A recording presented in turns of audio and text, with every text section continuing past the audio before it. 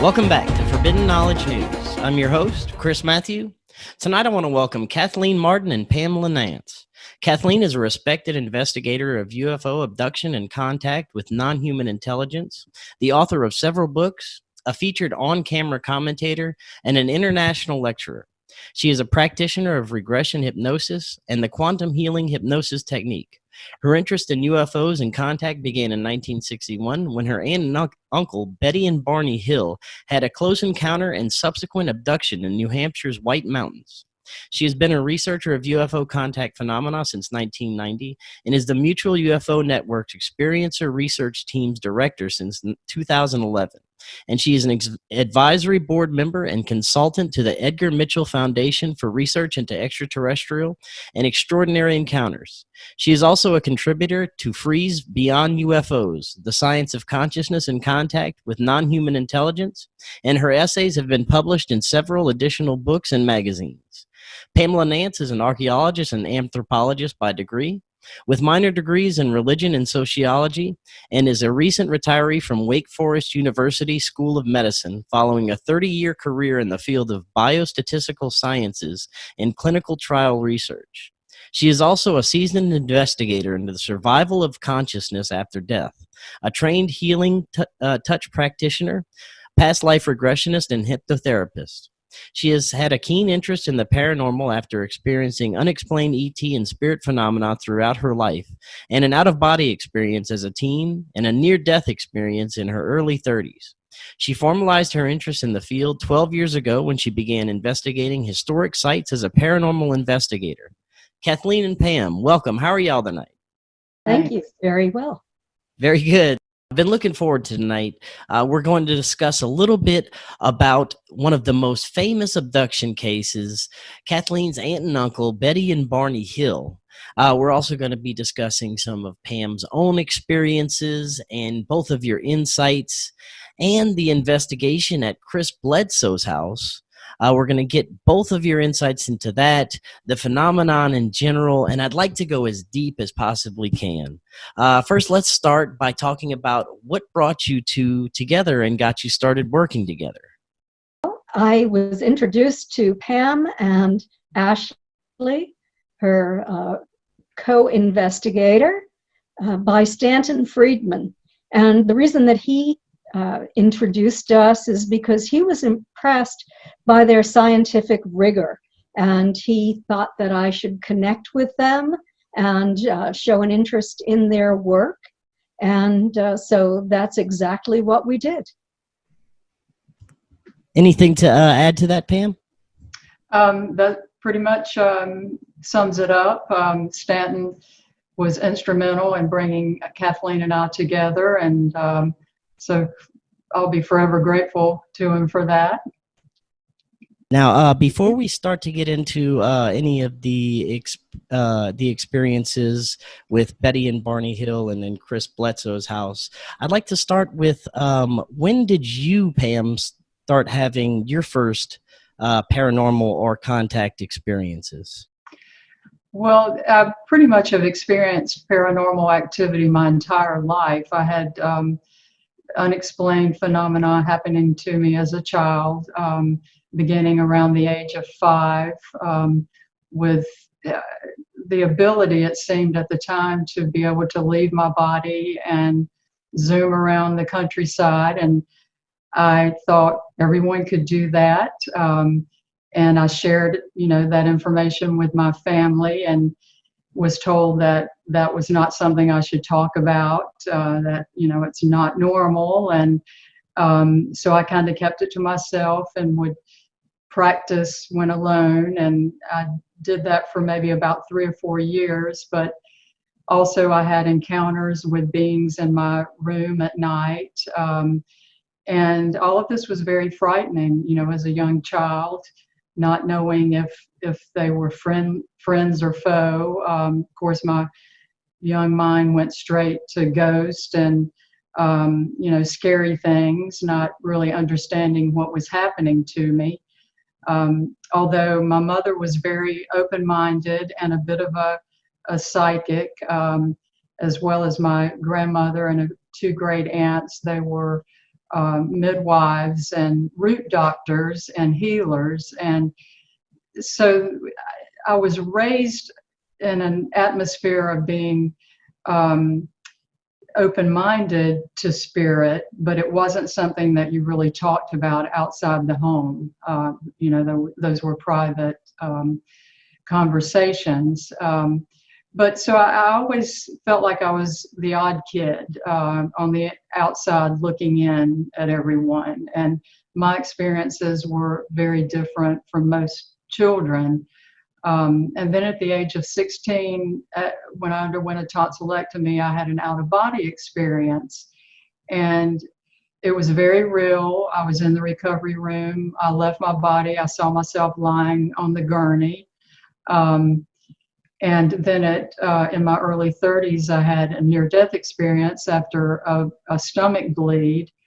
And so from early childhood through young adulthood, numerous experiences. And so that kind of shaped my mind to be very open-minded to other things, that what we see is not always reality. And so in 2008, I formalized that interest with Ashley Field, my co-partner in the paranormal team. And so we began our sort of ghost hunting career at that point. Very good. Now, Kathleen, of course, I can see how one of the most famous UFO cases in history would get you interested in ufology. But before that, were you interested in UFOs? And when did you first hear about your aunt and uncle's case? Well, I was 13 when my aunt and uncle had their experience, and there was really no interest in UFOs. Prior to that, I didn't even know that such an object existed. So it came as a complete shock to me when Betty and Barney returned home from a short vacation they had taken to upstate New York and Canada, and had this close encounter and missing time event on their return trip. Betty called my mother, who was her younger sister, when she arrived home. And later in the day, actually, they arrived at about 5 o'clock in the morning. They ended up taking a nap, and then Betty called my mother in the afternoon, and I had arrived home from school, so I overheard the conversation. Now, for those of my audience that haven't heard about this case, which I'm pretty much sure that most of my audience has, could you give like a brief overview of what happened to your aunt and uncle, Betty and Barney Hill? Sure. They were driving through upstate New Hampshire. It was about 11 o'clock at night when they spotted a strange object in the sky, and it came in closer and closer. Finally, it descended to within 100 feet of their vehicle. Barney had to stop the car in the middle of the road. He opened the door, he stepped out. He was looking up at this craft through his binoculars. Betty was looking through the window. She was seated on the passenger side. And Barney stepped back, and when he did, the craft shifted to an adjacent field. It descended even lower.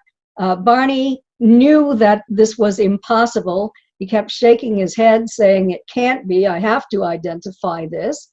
And so he walked across the street toward this craft, and then he observed non-human entities looking down at him.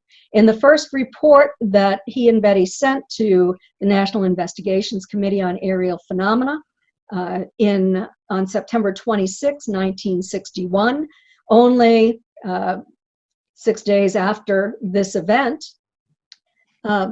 they stated that this craft had a very unusual flight pattern. It was erratic. It ascended vertically, descended vertically, shot around, seemed to bounce back and forth in the sky.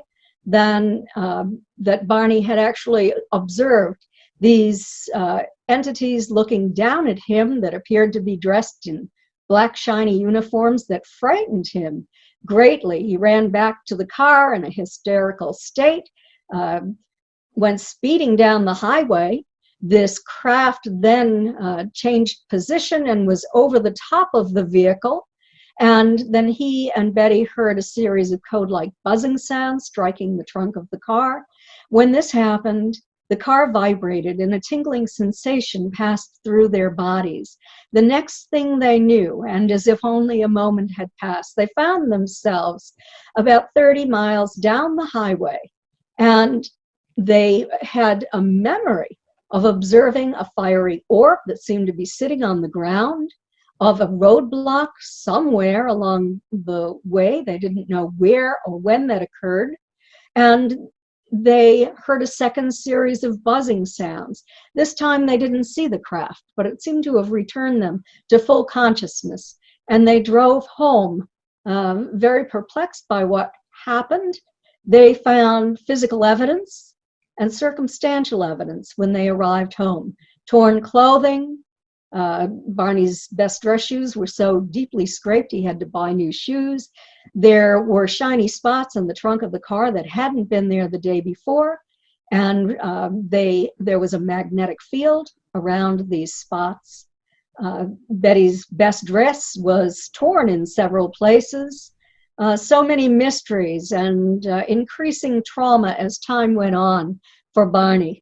And finally, he was referred to Dr. Benjamin Simon, a renowned psychiatrist from Boston, Massachusetts. He and Betty underwent separate hypnosis sessions for a period of about 4 months, and then a couple of months beyond that of listening to the hypnosis tapes so they could see what the other one said. They had no knowledge of this prior to the later part of their therapy with Dr. Simon, because he had reinstated amnesia at the end of each session. Dr. Simon was renowned in his field because he had been able to help so many veterans who were returning after World War II with what they then called shell shock and conversion hysteria, the same kind of symptoms that Barney was exhibiting, and that's why he was referred to him. And what unfolded was a separate account by Betty and Barney that were nearly identical of finding themselves on a lonely dirt road surrounded by tall trees, that fiery orb, that roadblock, and those entities coming to their doors, taking them from the car and onto a craft.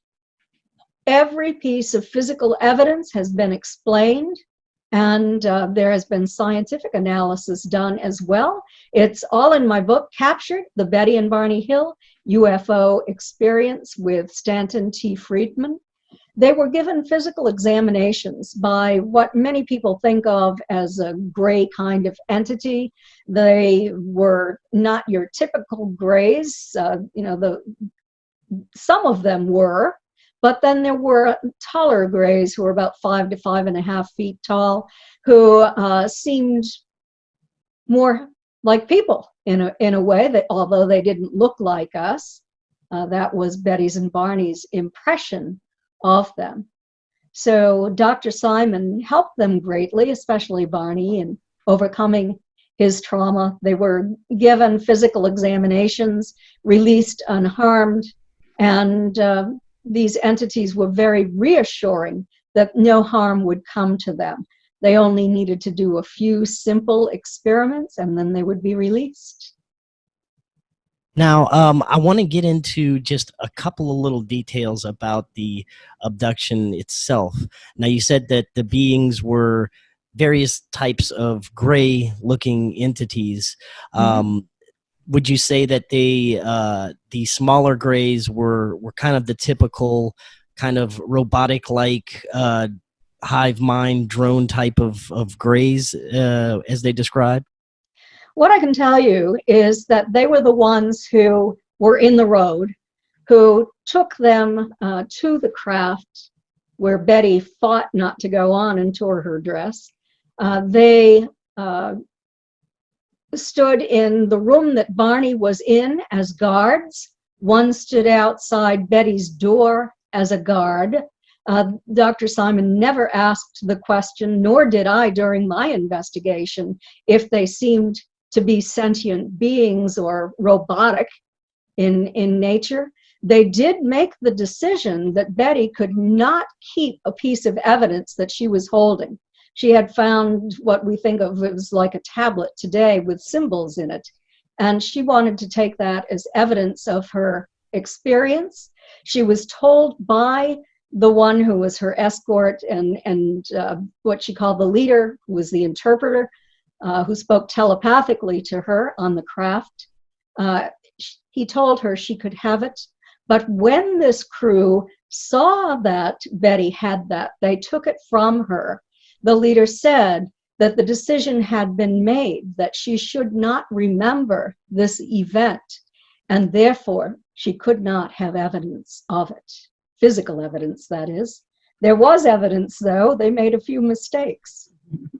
She then later remembered some of the information that they had given her on the craft. Isn't that right? Yes, she did.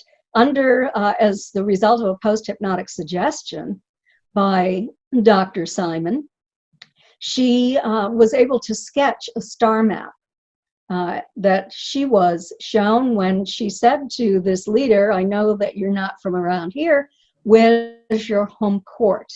And she has described it as almost like looking out a window into space, or almost like a holographic image. And these stars were various sizes and colors.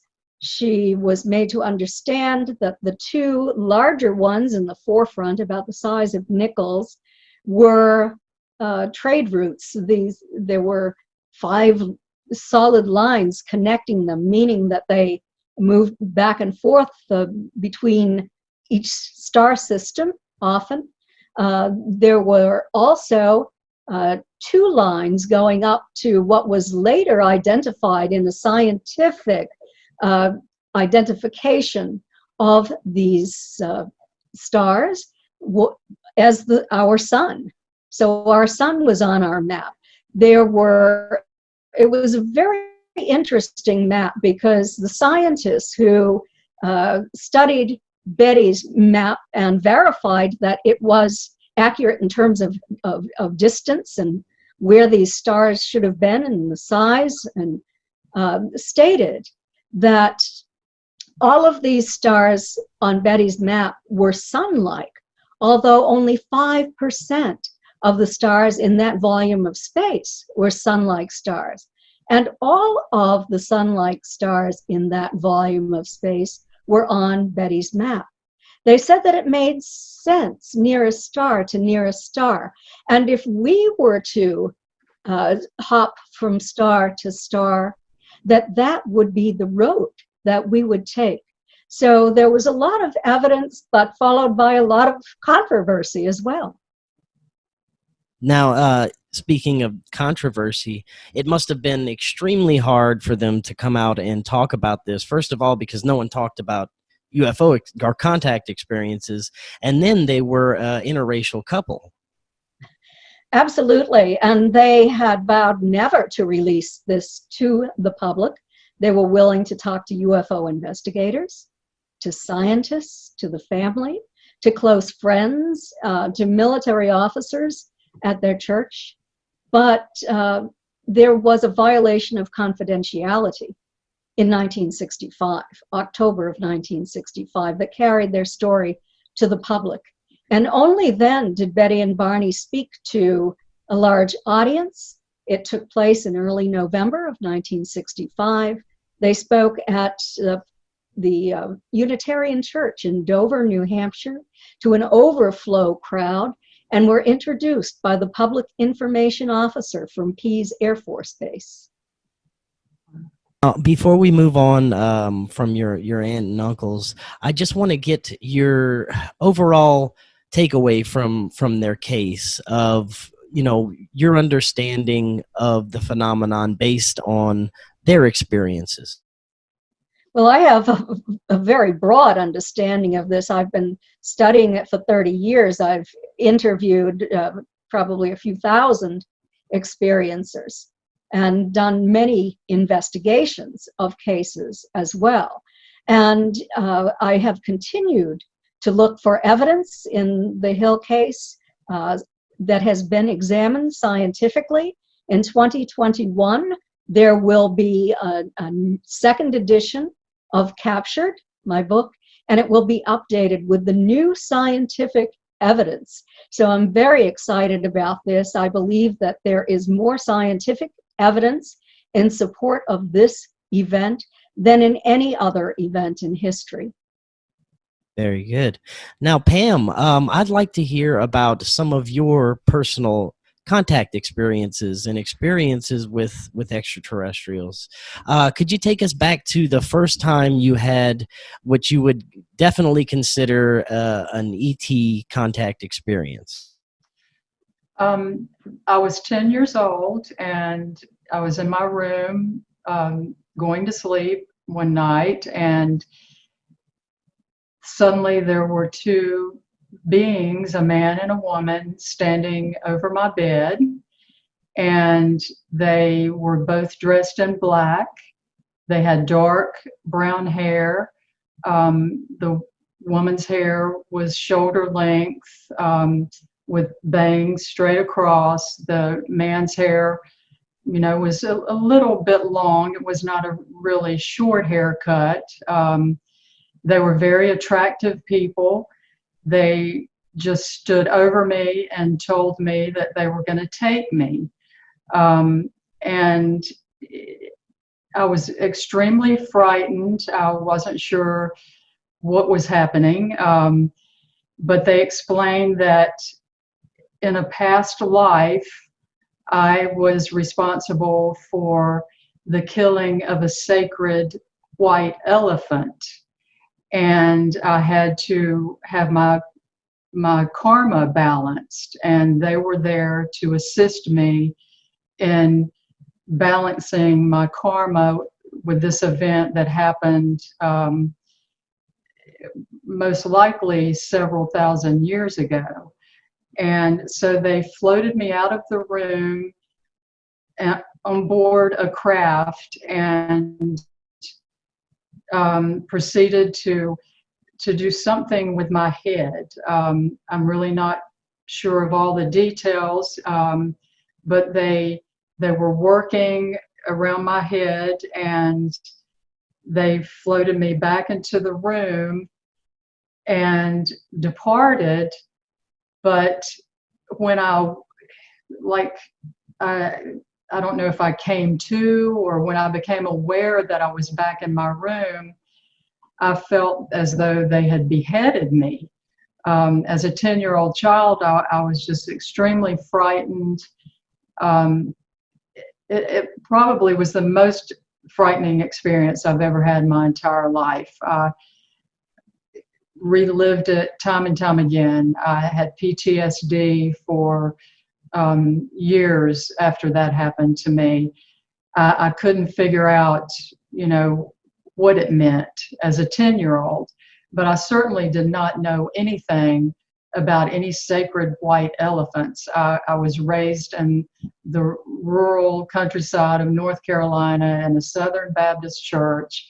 I had never been introduced to Hinduism, any other religion, of that nature. And it was as an adult that I conducted some research and began to kind of connect dots. And some of the research took me back to the Mahabharata and a family of 5 brothers who fought in that battle, and one was condemned for the beheading of a sacred white elephant.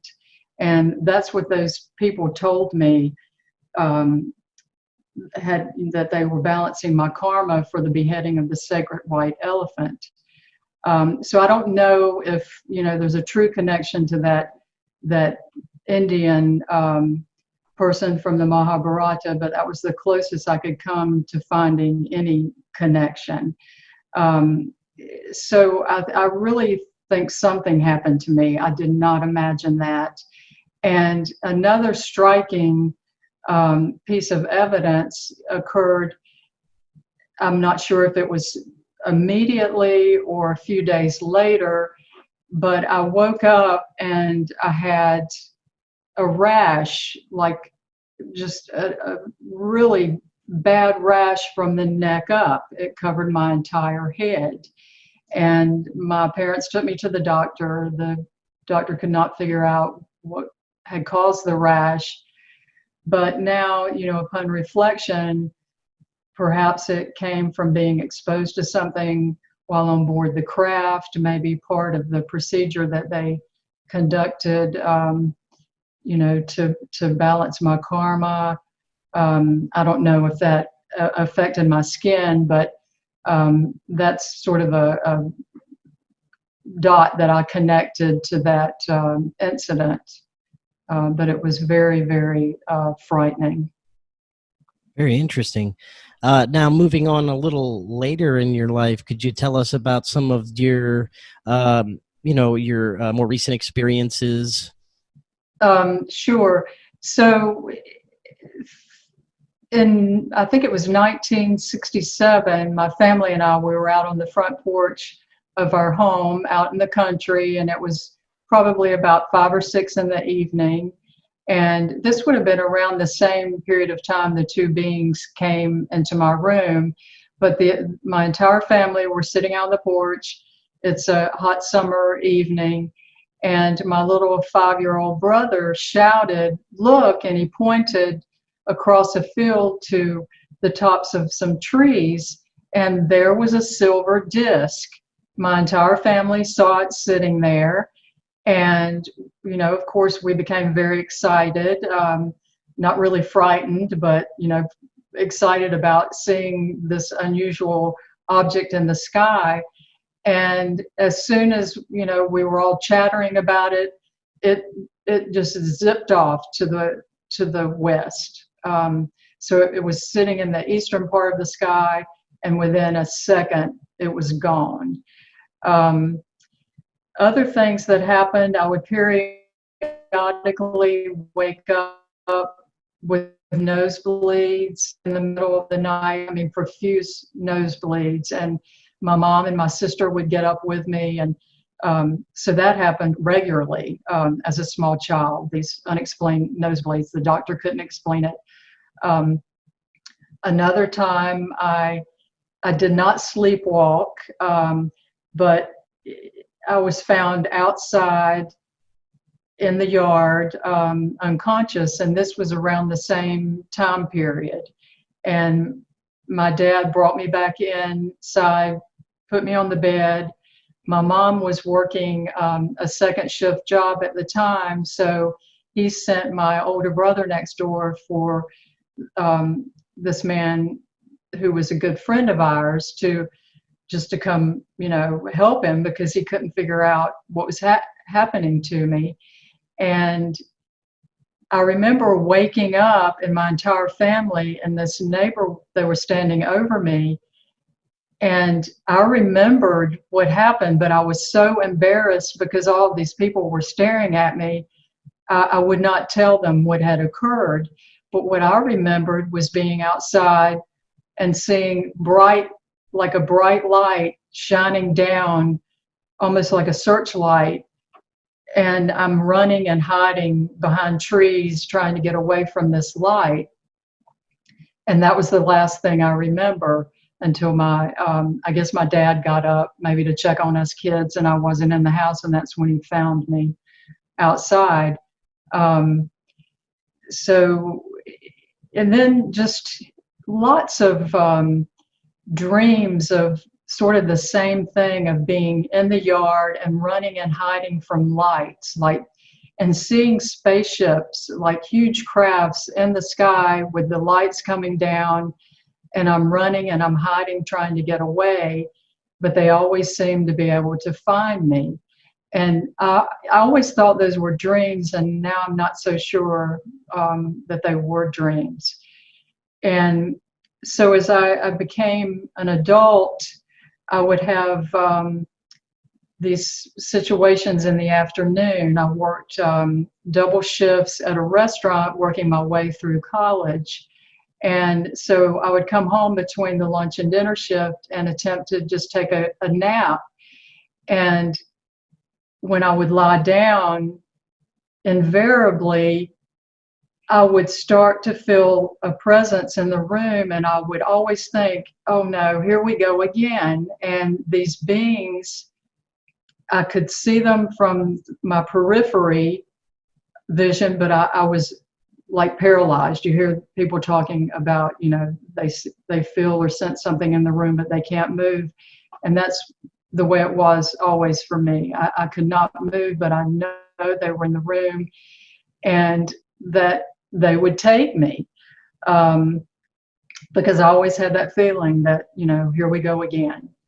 But I would not have any conscious recall about what actually happened when I returned. I would also leave my body and walk around outside.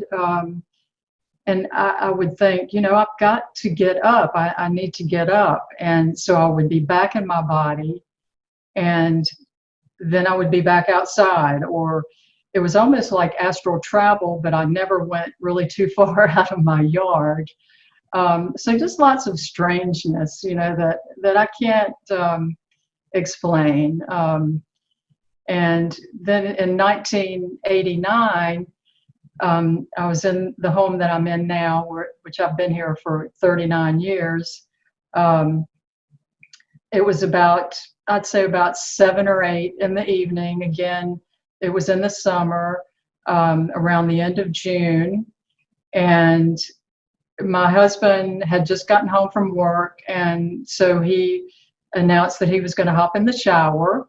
And so I decided to go out to check the mail. And I walked out the front porch and out onto the walkway, and immediately I could sense something over me.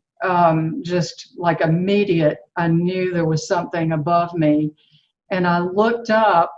We have a 300-year-old oak tree in our front yard. It's about 500 feet tall. I mean, it's huge. It's massive. It's a treasured state tree. So I looked up, and above this oak tree was one of the huge black triangular crafts.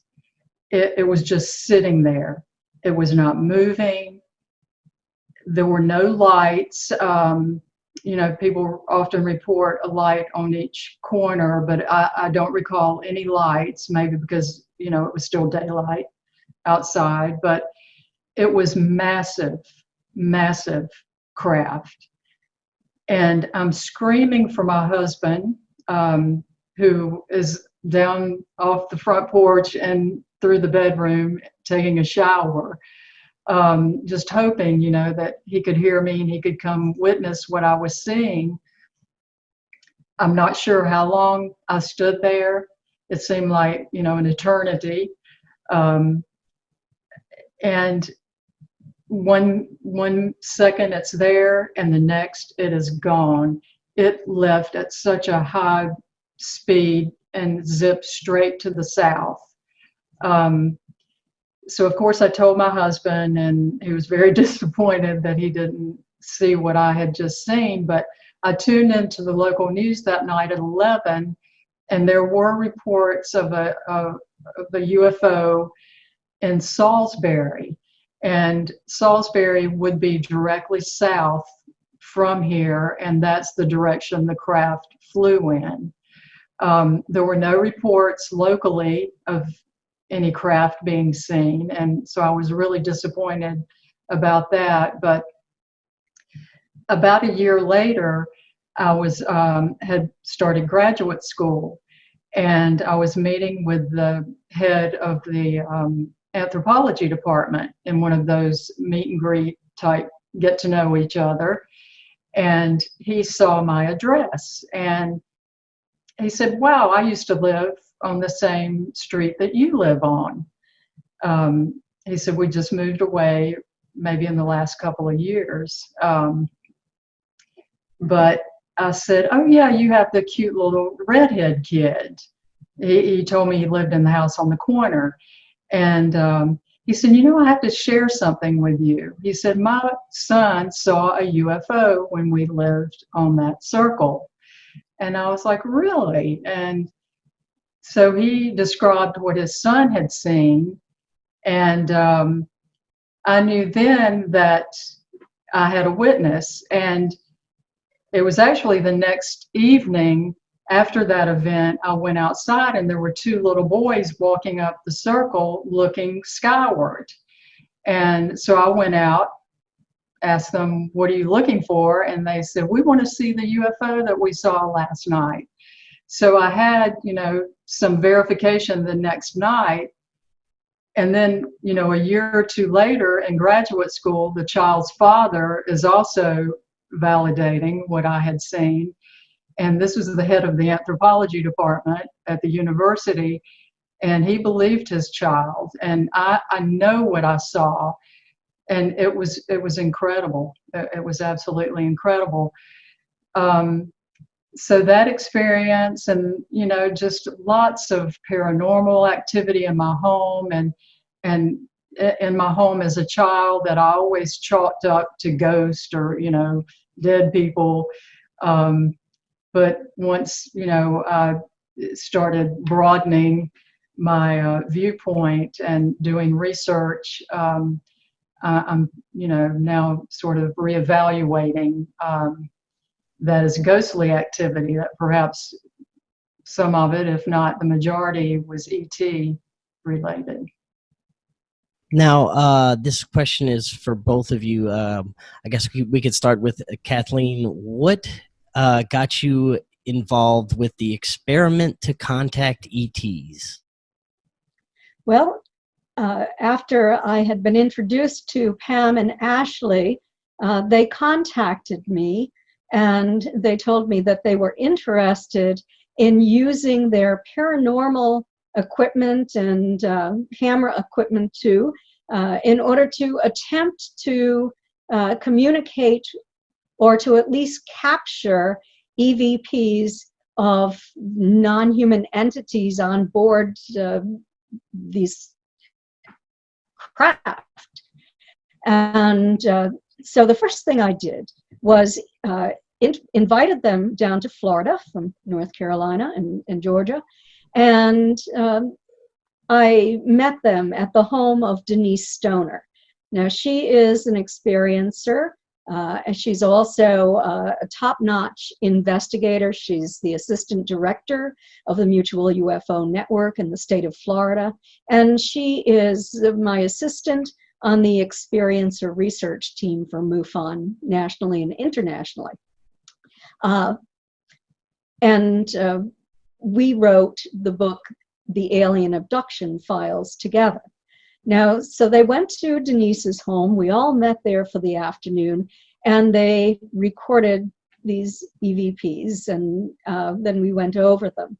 But they wanted to go to another experiencer's home, and since Chris Bledsoe lives in North Carolina as well, and I had spoken to him several times about his events, and I knew that they had been verified, then I asked Chris if it was okay to have Pam and Ashley contact him in order to do this experiment at this house.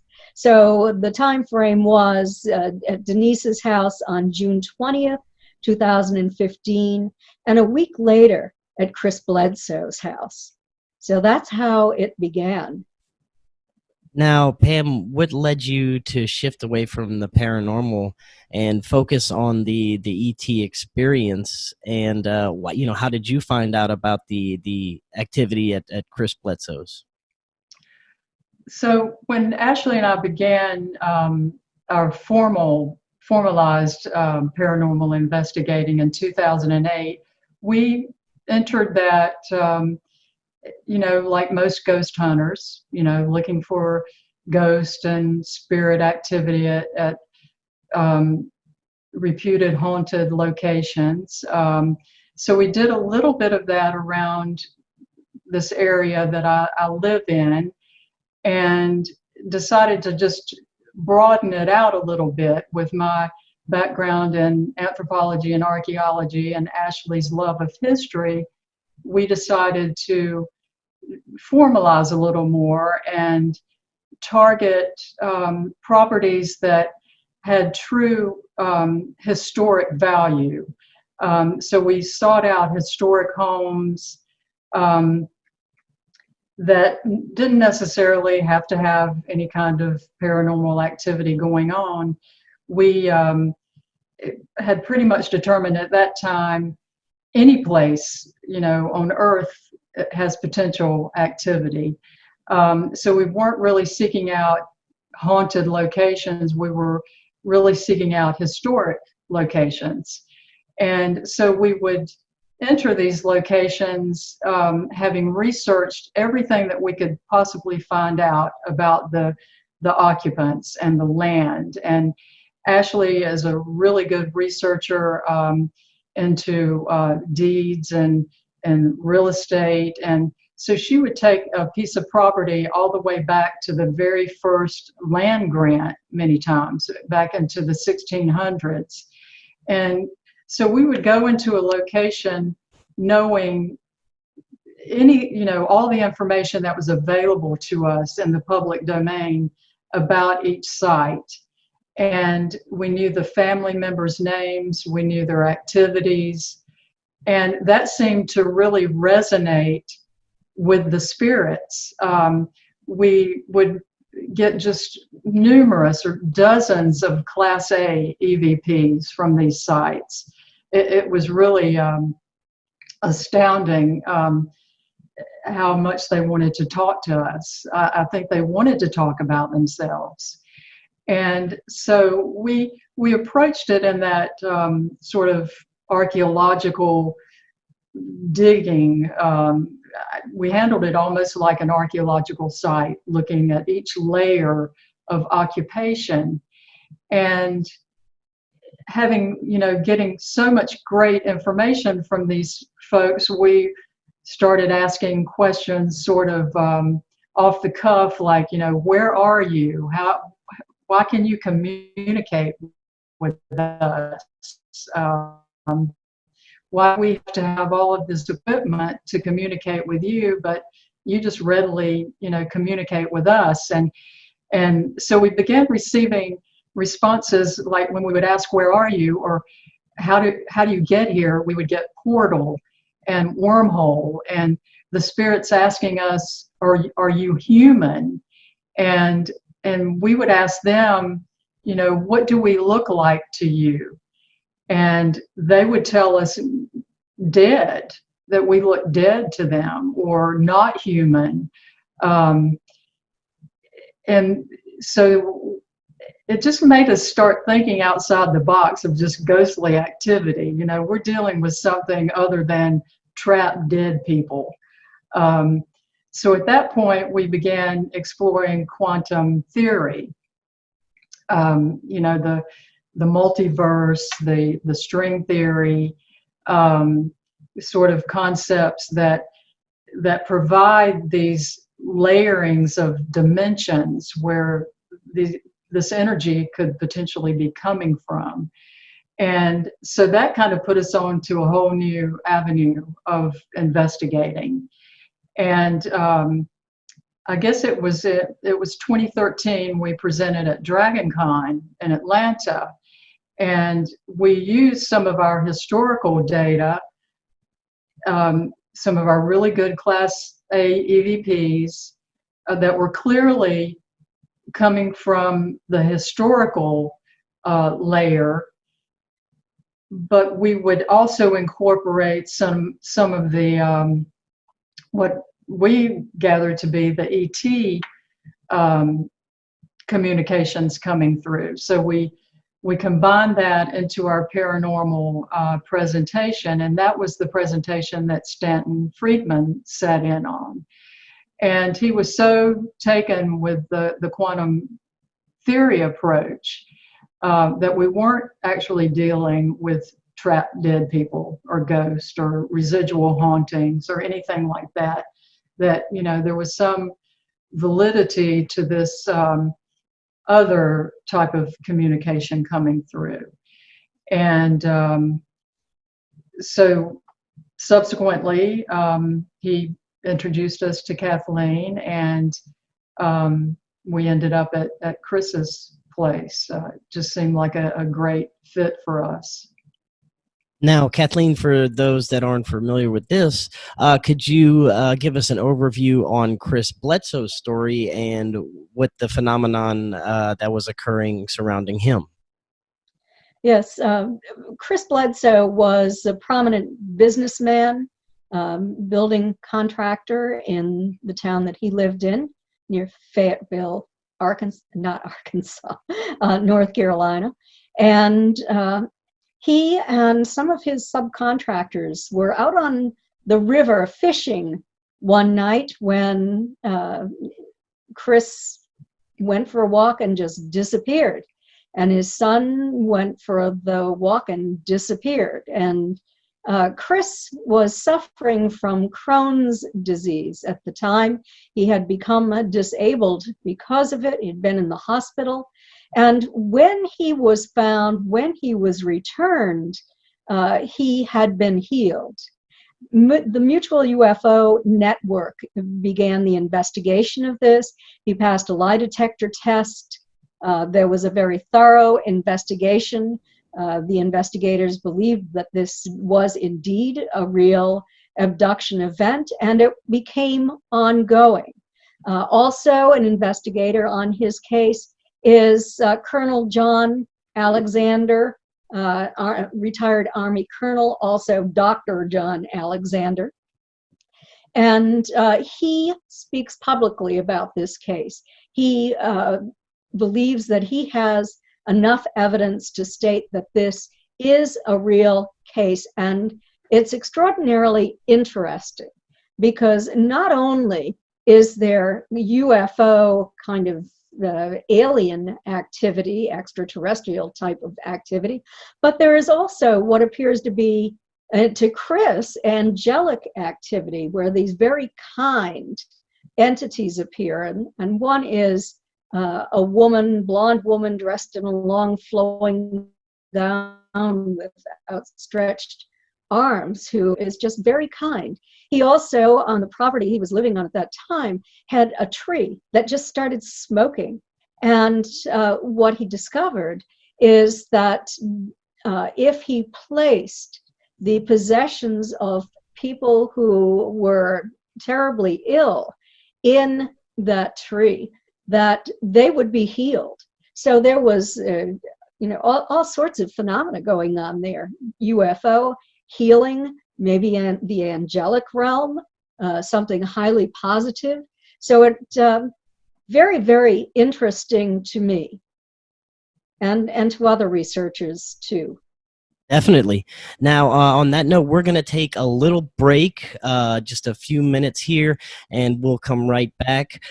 Before we go on the break, we're going to be showcasing some more independent music for Forbidden Knowledge News Music. Today, we are going to feature music from Monatomic Music.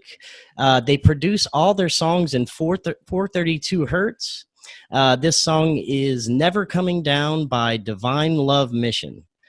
And we will be right back, everyone. You're listening on YouTube Live and the Global Enlightenment Radio Network. Pam and Nance, stand by. I'm going to just stop your video and audio for just a minute. And stand by, everyone. We'll be right back.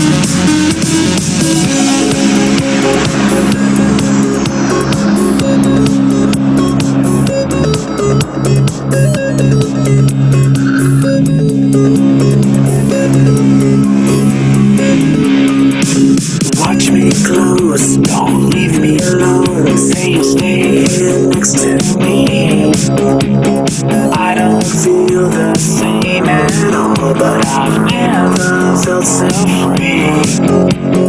Wave after wave after wave, on an ocean of love. I could drown in this sea, I could never get enough of this love, enough of love. I don't know what you did to me, but I'm high up in the clouds. I have never felt like this before, and I'm never coming down. I don't know what you did to me, but there's something here profound. My mind's higher than it's been before, and I'm never coming down.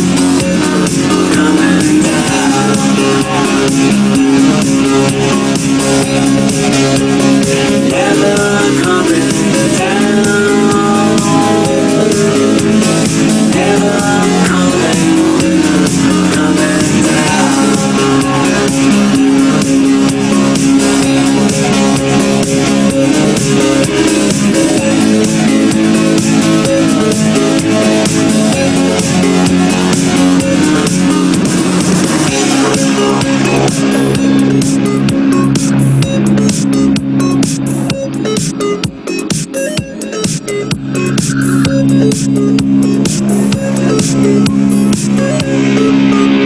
You pray for it, and you wait for it. You say you give up anything, anything at all, just to have something to believe. Now I awaken to a fairy tale. I'm in a world of make-believe.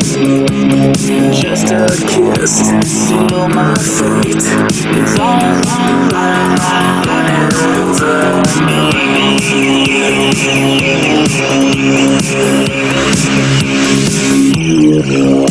I don't know what you did to me, but I'm high up in the clouds. I have never felt like this before, and I'm never coming down. I don't know what you did to me, but there's something here profound. My mind's higher than it's been before, and I'm never coming down.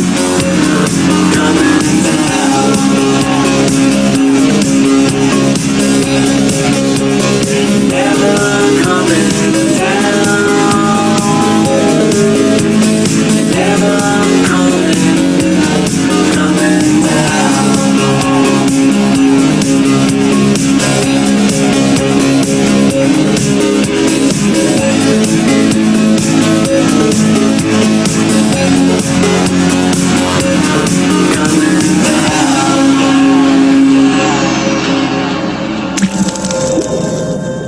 All right, we are back. You're listening on the Global Enlightenment Radio Network and YouTube Live. We are back here with Kathleen, Marden, and Pam Nance, and we're about to discuss more about the Chris Bledsoe investigation. And guys, if you would like your music featured here every Sunday on our breaks, just email me, forbiddenknowledgenews@gmail.com, and we'll get that in there. So back to you, Kathleen. Tell us about the investigation itself. How did it get started, and what happened? Well, Pam told me about a missing time event at Chris's house back in 2015, shortly after it happened. But she was experiencing trauma at that time, couldn't remember what happened on the craft, only knew there was missing time, had read, or knew about the things that the horror stories people talk about. But so I didn't do an investigation immediately because I won't do that when it might traumatize somebody even greater. I waited for her to be ready. And she reported this event to the Mutual UFO Network in 2018. they did a very thorough on-site investigation in North Carolina. And their final evaluation was that this was a CE4 event of an unknown. Then I began my ERT, Experiencer Research Team investigation. And my case disposition was substantial evidence case. So that was very important. I began by interviewing Pam extensively, Ashley extensively, collecting whatever evidence they had collected, because that is when I discovered the extent of this evidence, that not only did they have EVPs, but they also had captured non-human entities on Ashley's video camera. And so I'm still working on a frame-by-frame analysis of that, as is Ashley as well. So it was a very, very interesting case. And you know, what really sets it apart from others is that not only were they credible, well-educated individuals, but there was substantial evidence. There were 3 people involved. They had missing time, and Chris's wife was looking for them during that time frame and could not find them. They had memories of being in the yard. They are very, very careful about the scientific protocols that they follow. They had followed all of these. The equipment is set up. They're holding equipment in their hands. Chris sees what he believes might be a craft up near the moon. He's pointing to it. It appears to be coming in their direction. The next thing they know, they're weaving back and forth. They're feeling nauseated, and their equipment is no longer in their hands. They look, and it's on the wet ground behind them. They would never have placed equipment there. And then they picked it up. They went into Chris's home, and that's when his wife said, "Where have you been? You know, you've been gone." They realized that they had missing time of about 1 3/4 hours. I am also a quantum healing hypnosis practitioner. I use a forensic type of questioning, which is not really questioning at all. Under hypnosis, I do not lead the witness. I hypnotized Pam in 2019, and then I hypnotized Ashley in early 2020. They had not shared information because there had been a falling out between the 2 of them after this event occurred, and they had ended their teamwork together. Finally, they did come together and are continuing with their own investigation, and I am still working on the investigation of this case. When I have a good case, which is very, very rare, I spend a great deal of time working on it. Now, Pam, tell us about your experience with this investigation. Okay, so Ashley lives in Georgia. She drove to my home, and this would have been early Saturday morning on June 27th. We hopped in the car and drove about 3.5 hours east down to Chris's house, arriving early afternoon. And so we spent probably 2 to 3 hours getting to know him and his family, chatting about his experience that he had with his son. I think it was in 2007, and just hearing about all of the strangeness that occurs on the property. He had lots of, stories to tell us that had been witnessed by very reliable sources. Many are well known in the field of ufology. And so we were very impressed with the amount of activity on the site. And so we felt like we had a really good understanding of how to approach the investigation that evening. We had planned to go out around sunset, but a huge thunderstorm pushed through, and that delayed our investigation until about 10 p.m. that evening. So we went out, set up our equipment. Ashley had her video camera on a tripod, so she got that set up and going. And then we went over under the tree to begin our investigation. And we each, Ashley and I each have an SB7, a spirit box that we use to communicate with. It sweeps radio frequencies at a very high rate of intensity. And we found that it to be a very good device for the kind of work that we do. We also each had a digital handheld recorder, our 35 millimeter cameras. And so we began by starting the video camera and then kind of walking around the property, taking photographs. And then we ended up back under the tree and began the EVP session.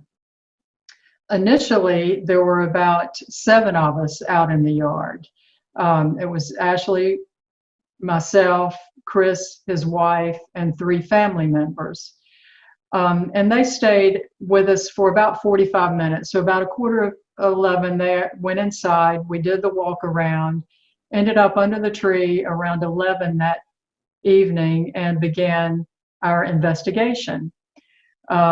So we approached it as we normally would, just asking, who's here, who would like to speak with us, where do you come from, what are your names? And immediately we began getting EVPs, acknowledging that there was ET presence and telling us to look to the left of the moon, and that's exactly where Chris had seen this bright light. And so we're discussing, is it a star? It's awfully bright to be a star.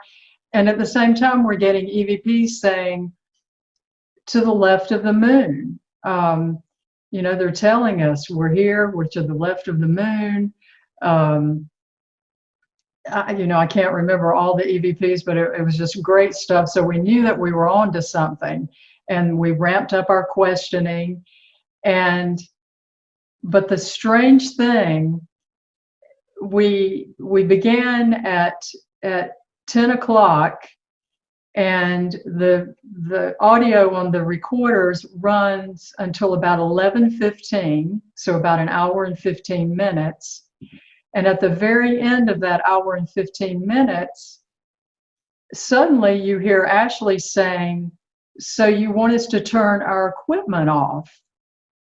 And I say something like, "Should we turn our equipment off?" And Ashley's like, "Yeah, I think we should." And I said, "Yeah, I think we should too." It was like we were taking direction from some unknown person telling us to turn our equipment off.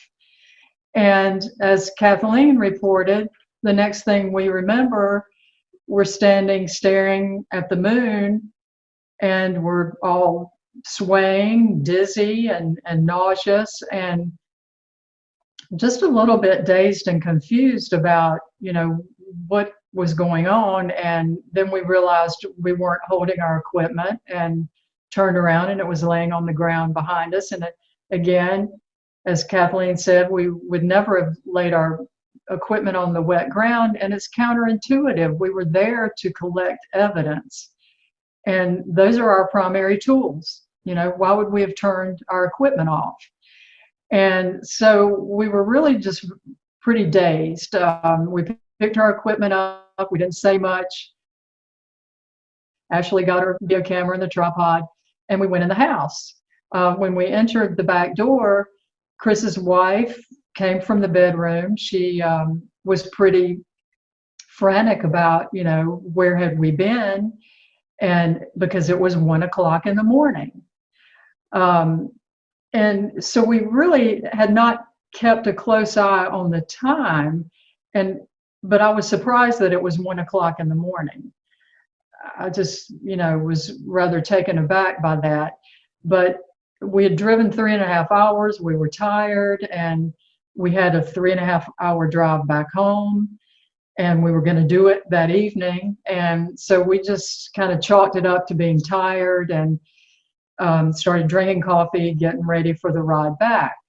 So we returned back to my home, sleep a couple of hours. Ashley returned to Georgia, and I began reviewing the evidence, the audio evidence, and realized, pretty quickly into it that we were communicating with ET. There was no spirit about it. But there was also a lot of the sort of the angelic stuff that Chris has been experiencing coming through. And that was part of our line of questioning, knowing some of the encounters that he had had with the lady. So, we did target some of our questioning to that area, and we got some really good EVPs. Great EVPs about them being to the left of the moon, and they see us, and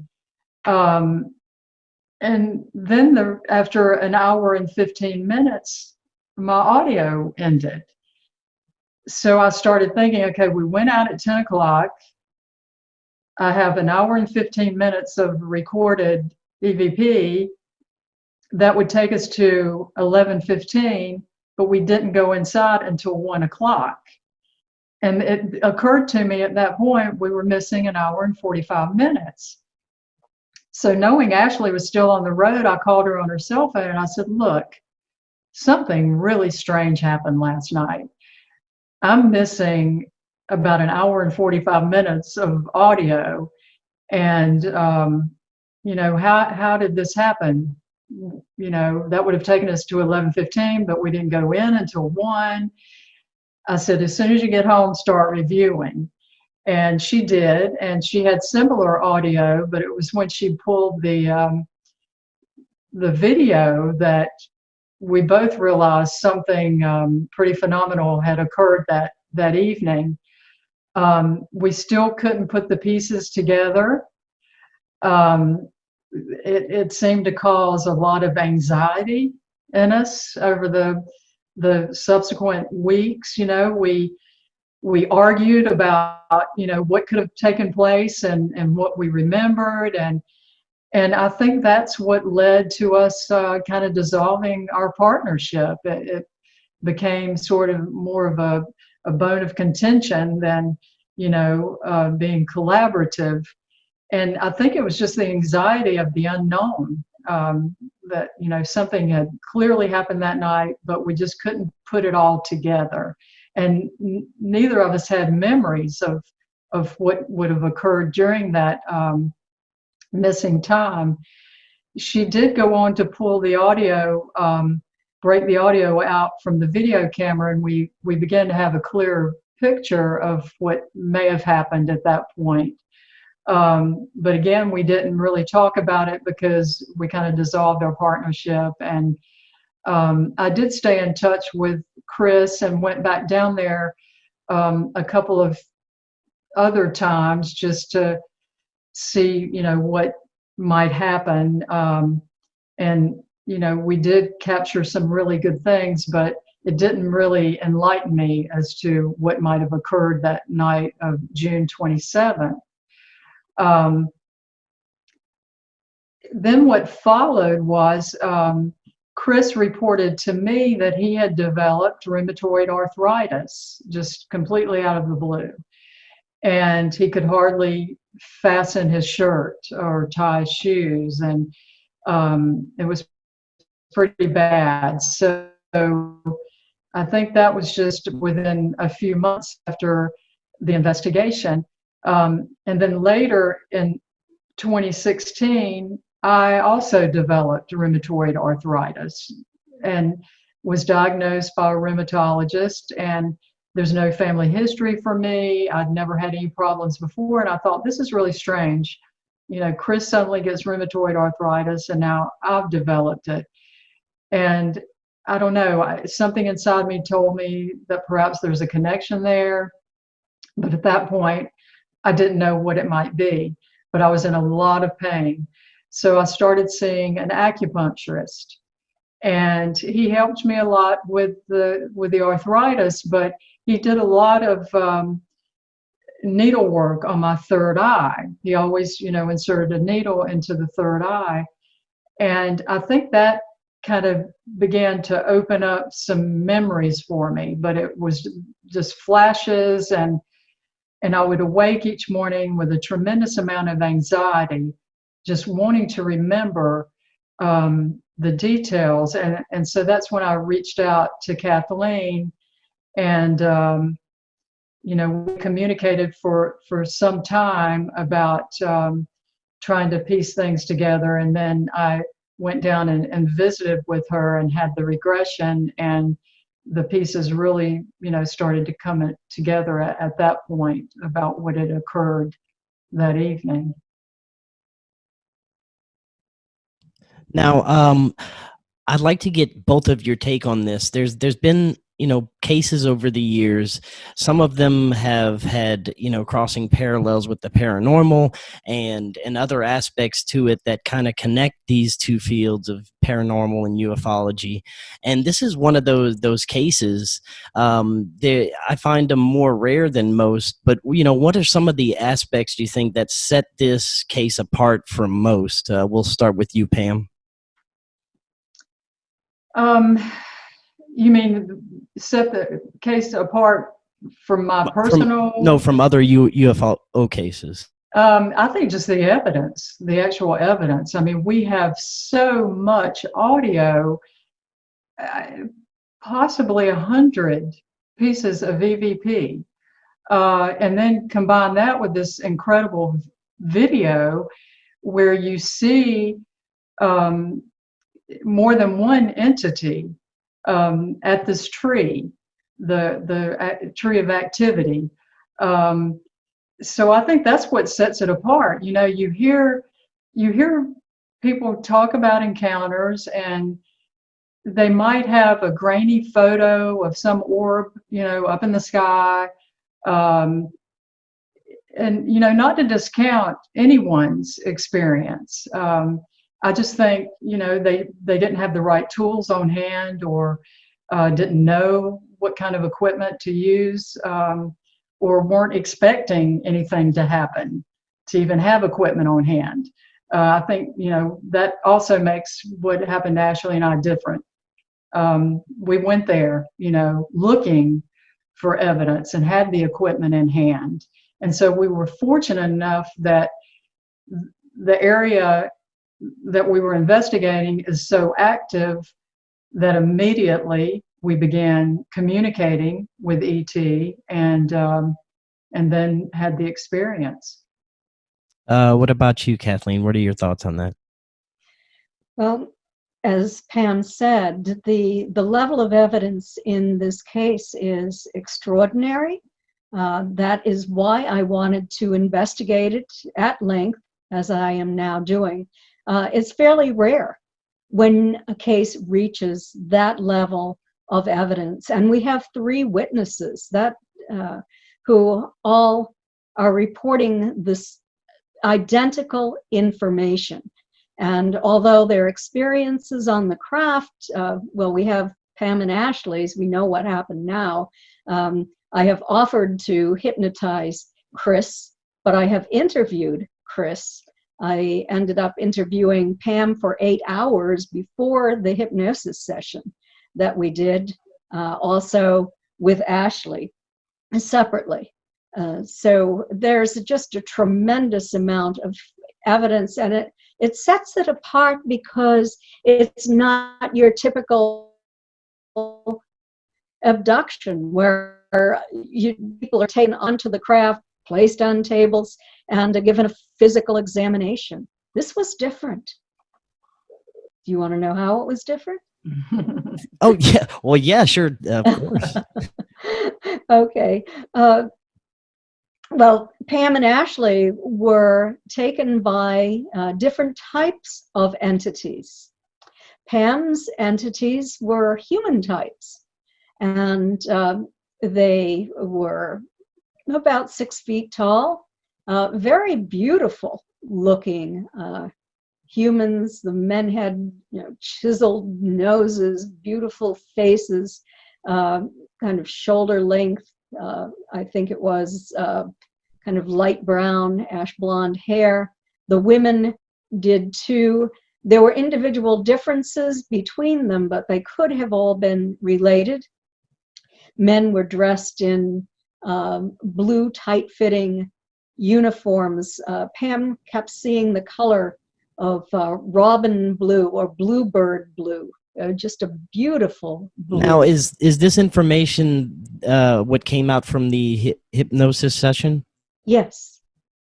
Okay. Yeah. Tell us, some more of the details that came out of that session. And well, Pam was absorbed into a beam of light, and then found herself on the craft where she was frightened. And they put some type of a thick felt-like vest on her, and she became very calm when she had that vest placed on her. They kind of took her on a tour of the craft, and Pam can describe it in much better detail than I can, because that's always true of the person who lived it. But they took her to what was almost like a plasma water wall with beautiful shades of blue and white. And then it kind of revved up, and there were green colors. And she was made to understand that there were many numbers inside this, and that this kind of controlled the craft. And she was so interested in this. It was so beautiful that she wanted to touch it. And they kept advising her that she shouldn't get too near to it because it could harm her. And I'm wondering if that is what caused the autoimmune system disorder that caused Chris and Pam to develop rheumatoid arthritis. Very interesting. Because it was, it was just so beautiful. She just couldn't really help herself. She was so absorbed in all of this. And then they took her to another part of the craft where she discovered that they had sort of memory kind of windows, or windows that could open at will, but you could not see them when you looked at the wall. When she wanted to see out, they opened them for her. And they had gone to a new place where they landed, where, it could have been the moon. It was a barren place. There was no vegetation.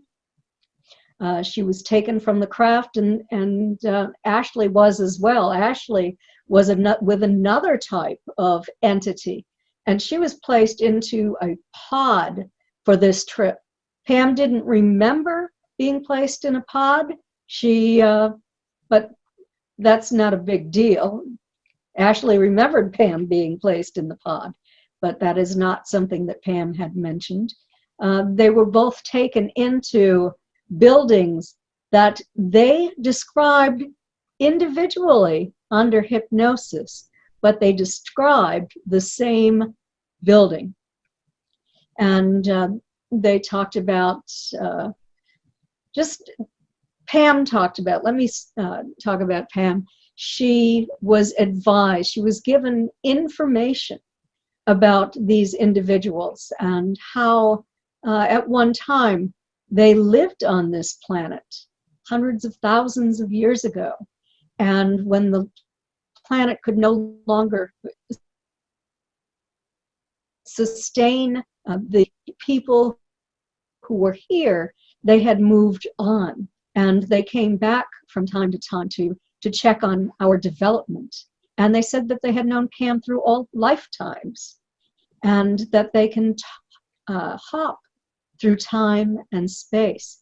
So they gave some very interesting information. Those are the things that really stand out in my mind, but I'm sure that Pam can give you and the listeners a lot more detail about her experience. Yeah, that's what I was just going to ask, Pam, if you could fill in any other details that you feel are important. And before your regression, what did you remember, if anything? Before the regression, I started having just like flashes of memory of like the blue light, this beautiful blue light sort of surrounding me. So I would flash on that, and I had memories of like seeing these beings and the plasma wall or water wall, but none of the details were really coming through for me. It's almost like you have like a little bit of a movie that kind of plays in front of your field of vision. It's not like your imagination. It's just like a little movie clip that would just clip through, and I would see things, but I could not put a full comprehensive picture together of, you know, what actually happened until I met with Kathleen. And, you know, then it became all very clear and is very familiar. So what I recall is being like absorbed onto the craft and seeing this plasma wall and knowing that it had something to do with the propulsion of the ship. That's the information that they were giving me, and all of this was telepathic. You know, there weren't any mouths moving or words being spoken. It was just coming through. But that was a very important part of being on board the craft, was them sharing this plasma wall and the way they hop. Because I asked them about the windows. I said, you don't have any windows. How do you know where you are? And they told me, we don't need to know where we are. We hop. We hop across time and space. And so that's when the wall kind of revved up, and white came in, and then green kind of came in towards the bottom. And when that subsided, these smart windows appeared, and I could see that we were no longer on planet Earth, but had like descended and landed on this very barren looking planet with this geodesic dome is the best way I can describe it, sitting off in the distance, the building that we ended up in. But some of the other things on board that I remember, like looking at this smart pad. It was like a handheld glass pad, you know, I guess similar to what we have, but it was glass. And they could scroll through it and show me images in this glass pad of like city, almost scenes from a city street. And they were talking about how the planet is going through a vibrational change, that part of their mission here is to probe our sun and our solar system to measure the patterns in these energy waves, that the sun's energy waves are expanding, and that the expansion is pushing all the planets in our solar system, as well as some nearby star clusters, into a higher vibrational frequency. And so he said that as the planets in our solar system and the waves become larger, we're pushed out, and that pushes us into an area of energy that maintains a higher frequency of vibration, and that when the energy within these areas rise, then matter changes. And that, so he showed me these images of humans on Earth, and some had waves of energy vibrations like coming through their bodies, and some had no vibrations. And that he basically said that to survive these upcoming planetary and solar system changes, that we have to raise our vibrational frequency, and because that's going to eventually change all matter. And this has come to me in bits and pieces. Some came through the regression with Kathleen, and some came through in a session that I had when I participated in a research study.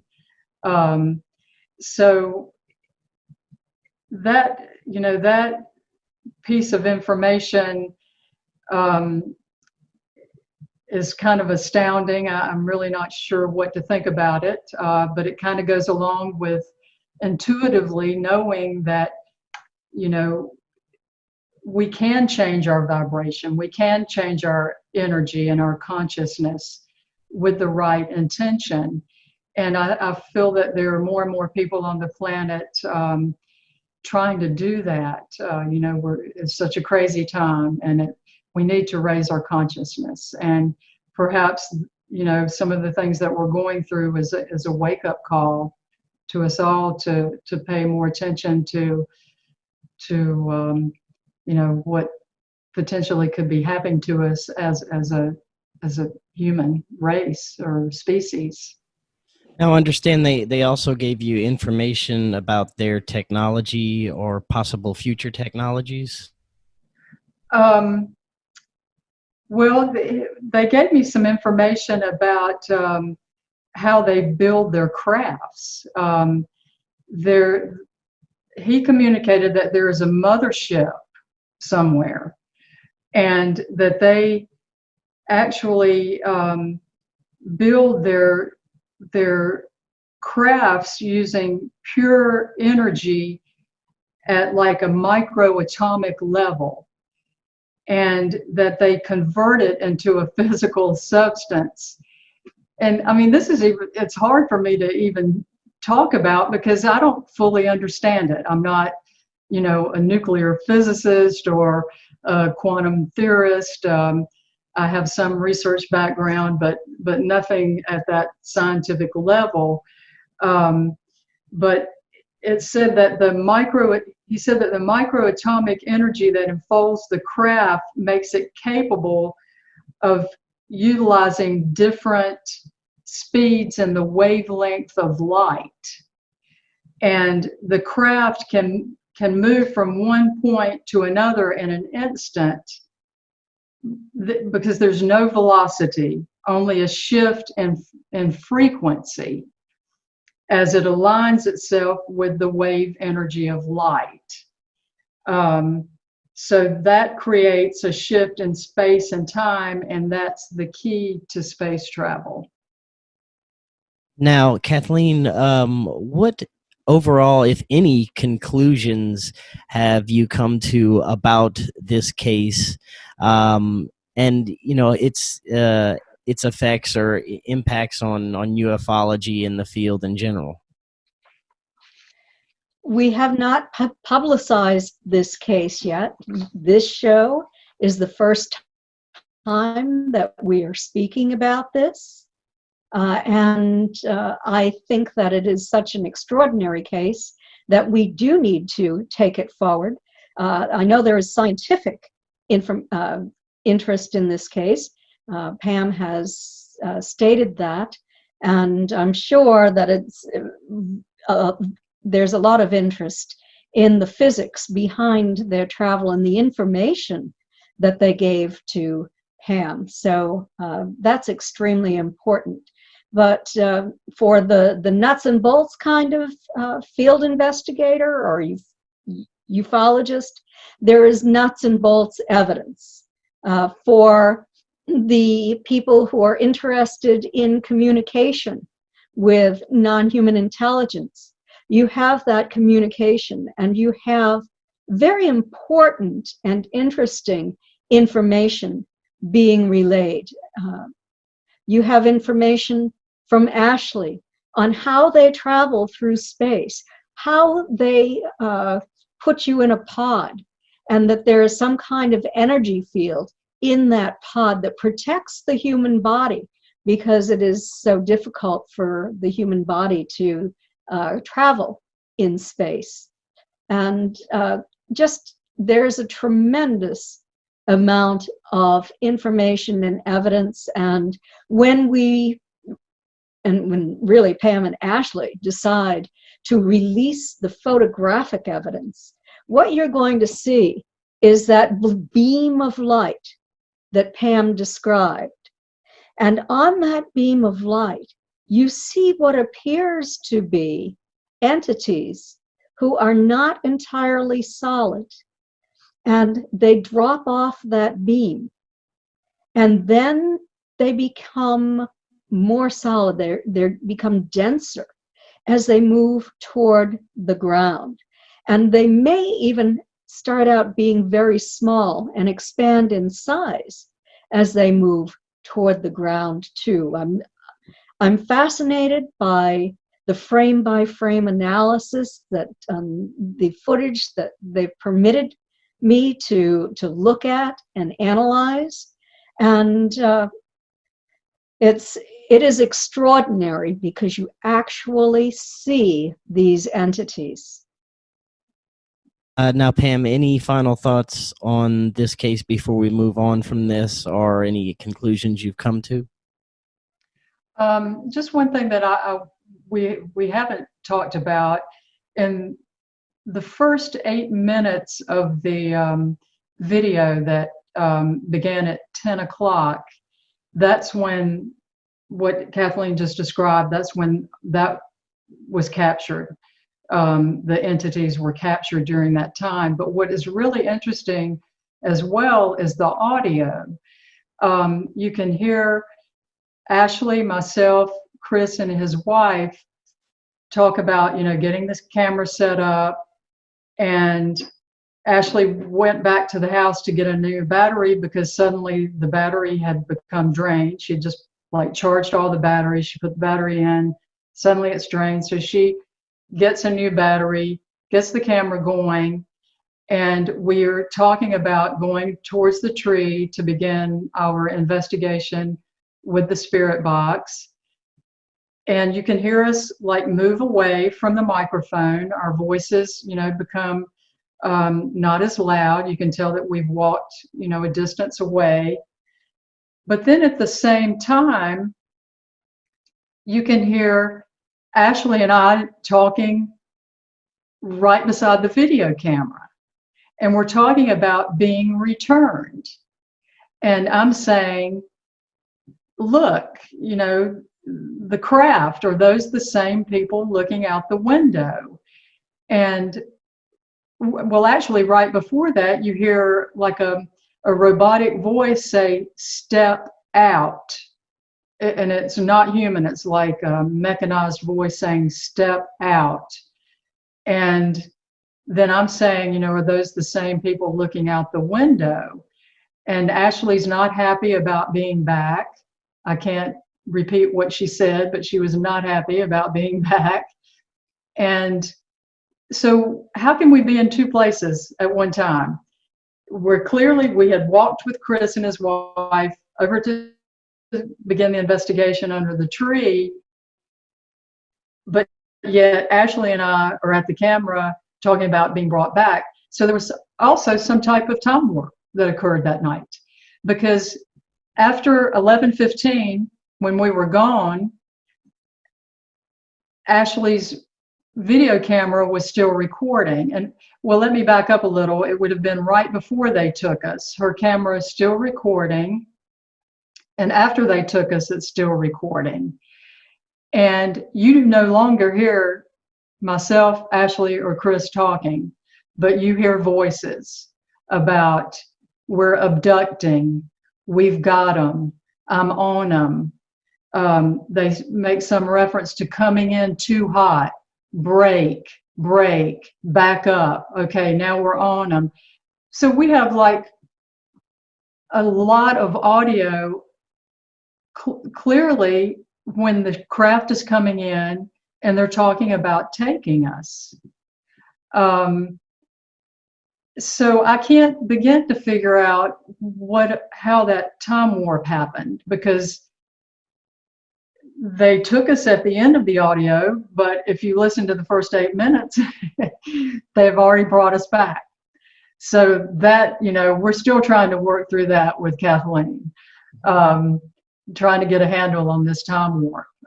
So if any final thoughts, we do not have this thing figured out. I mean, we have some of it, kind of in our grasp, but there are still a lot of unknowns.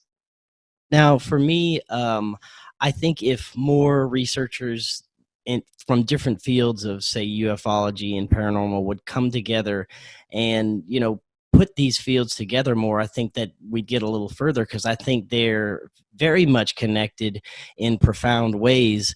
Now, I want to ask both of you this. We'll start with you, Pam. Is this something also that you found along your years of research, that paranormal and the metaphysical and ufology are connected in very deep ways that we don't understand yet?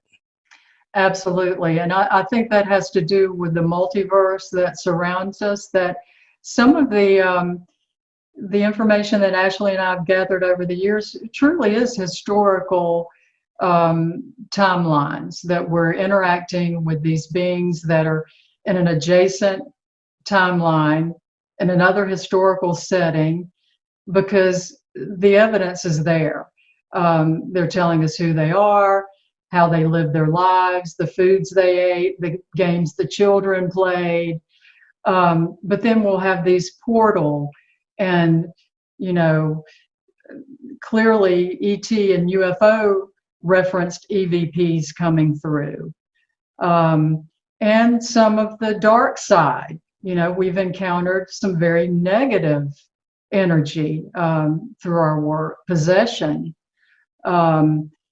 Ashley was attacked in the old city jail in Charleston, attacked viciously, and we have supporting audio of that attack, and we actually presented that on TV on A&E. But so yes, it definitely overlaps. I think a lot of it is your intention.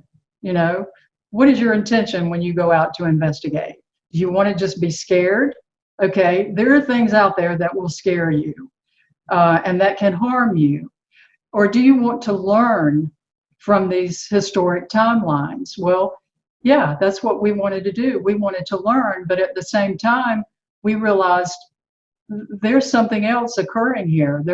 There's another intelligence that wants to come through and communicate with us, and that's the ET. So, there's a multiple grouping of beings out there that are very willing to communicate, and it all goes hand in hand. What are your thoughts on those connections, Kathleen? I think it's extremely important to have an interdisciplinary team.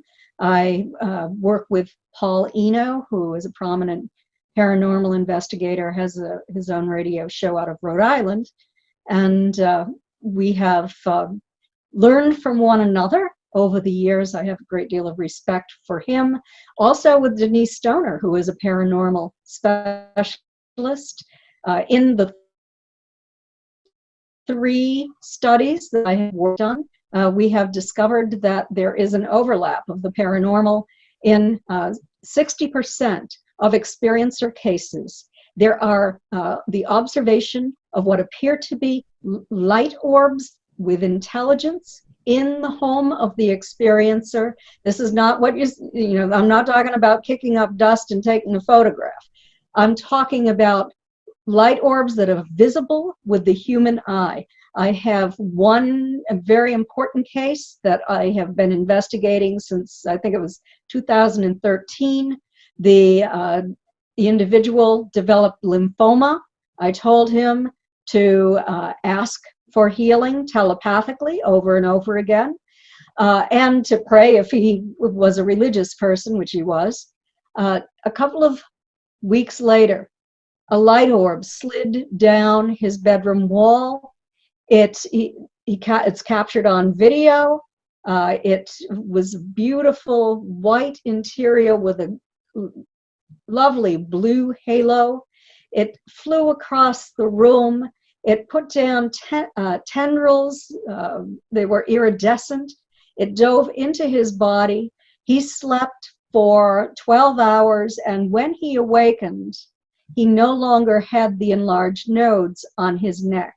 When he went in for surgery, they discovered that the nodes were not cancerous at that point. There were 4 tiny necrotic nodes removed. This was investigated by Dr. Joseph Burks as well, medical doctor who has all of his medical records and has written about his experience in Free's book, Beyond UFOs.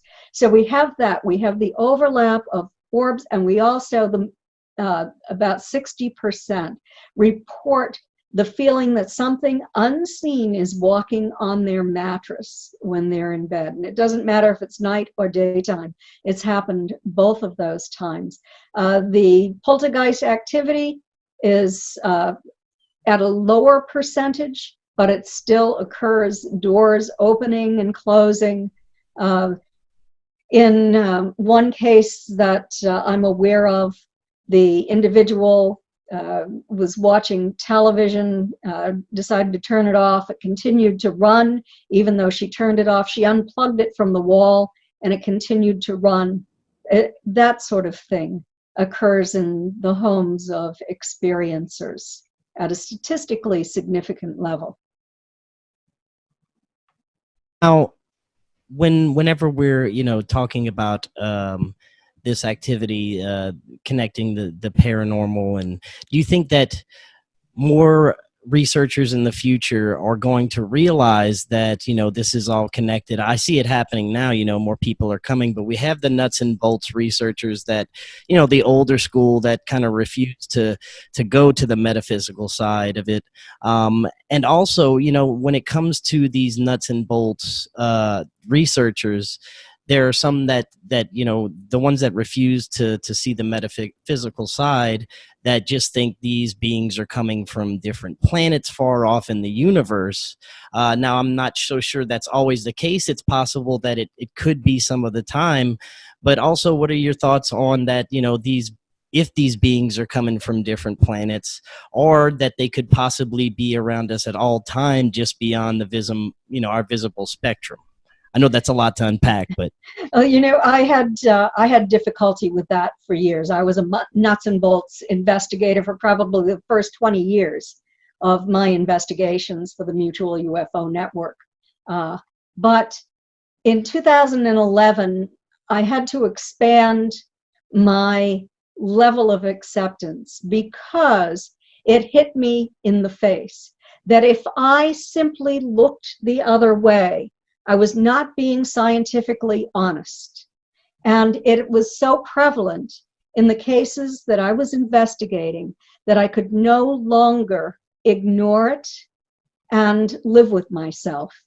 Others can ignore it. They don't want to know about it. Maybe it's too troubling to them. Some people put a religious or negative connotation to it, but it's there. It's all part of the same consciousness. And all of these things are occurring.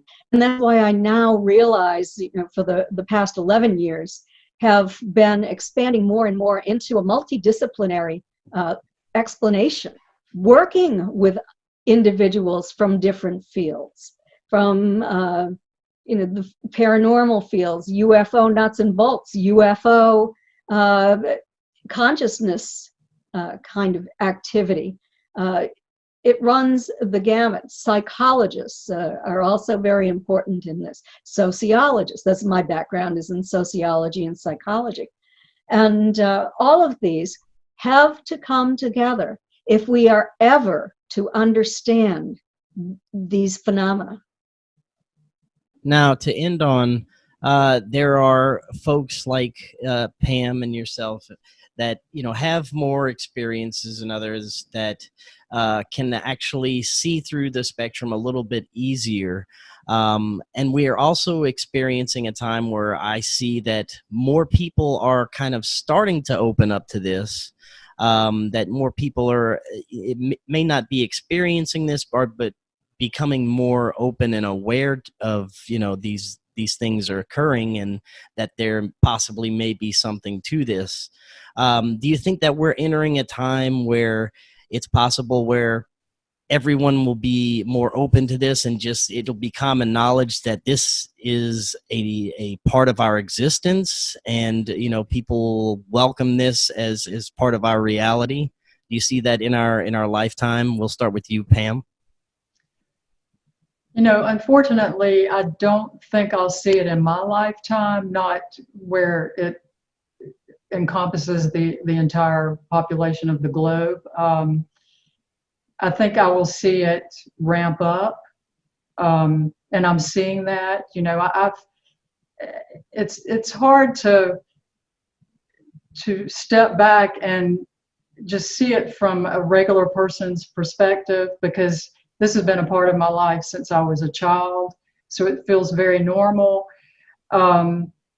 It's been difficult for me to comprehend that not everyone thinks the way I do.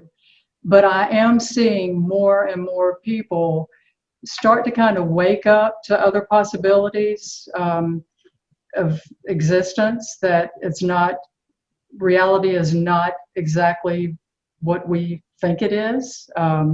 More people are talking about it. I find that, I used to not be quite as open to talk about the subject with people, but I have people now approaching me, asking questions, and so I think I'm seeing a ramping up of, if nothing else, curiosity, but hopefully a real desire to learn and to try to figure out what is happening around us. What is our true life as a conscious being? What would that entail? I think the possibilities could be so wonderful if we were all more conscious about how we treat each other, how we treat the planet, and that would reverberate out into our galaxy and into the universe.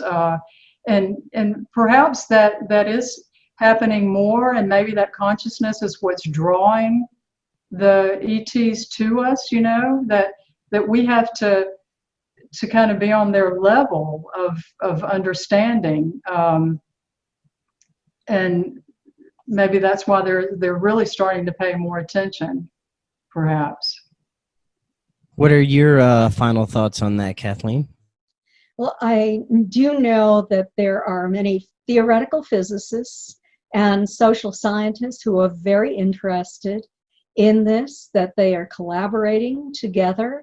They have been since the Edgar Mitchell Free Foundation began.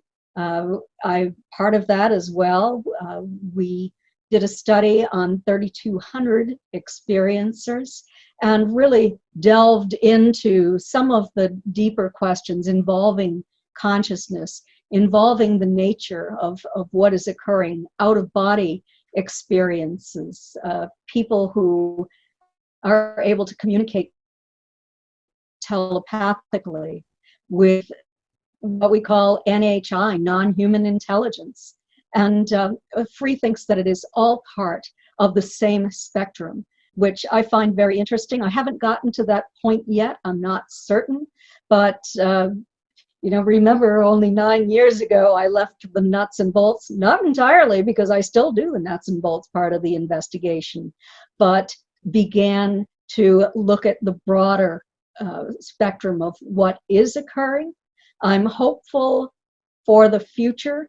I know that this is becoming an interest to very well-educated individuals who are attempting to determine what is actually happening. These extraterrestrials told Pam that we are part of the same creator. They tell people that they communicate that we all share one consciousness. And so part of the answer lies in that, I believe. Consciousness studies are taking place now that are very exciting. So I think that if we just all put our heads together, that we're going to have a new understanding. I don't know if that will happen in my lifetime, but I'm very hopeful that this research will continue and we will have more answers in the future. Very well said. And Pam, Kathleen, thank you both so much for coming on tonight. That was excellent information. And before you each head out, if people are interested in finding out more about your work, any of your books, anything like that, let them know where they can do so. Start with you, Kathleen. Okay, you can go to Kathleen with a K -Marden, MARDEN.com, to my website, and all 5 of my books are for sale there. They're professionally published. I work for a publishing company, and they publish my books, and they're available on the website, autographed, or you can get them in multiple formats at Barnes & Noble and Amazon and other fine bookstores.